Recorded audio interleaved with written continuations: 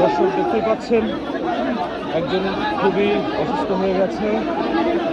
এই গেট দিয়ে আসতে গিয়ে সবার যে অবস্থা, সেনাবাহিনী কিন্তু টেনে টেনে বের করছে, কারণ এখানে আর হয়তো অল্প একটু সময় থাকলে অনেকে মারা যাওয়ার উপক্রম হবে। এখান থেকে যারাই আসছে তাদের খুবই ভয়ঙ্কর অবস্থা। দেখতেই পাচ্ছেন এত লোক যে তিন রাখার কোনো জায়গা নেই। যারা এই গেট দিয়ে আসছে তাদেরকে খুব কঠিন একটা পথ অবলম্বন করতে হচ্ছে, খুব প্রেশারের মধ্যে দিয়ে আসতে হচ্ছে, প্রচণ্ড প্রেশার, চতুর্দিক থেকে প্রচণ্ড প্রেশার, এবং সেনাবাহিনী কিন্তু তাদেরকে টেনে টেনে এই গেট থেকে বের করছে।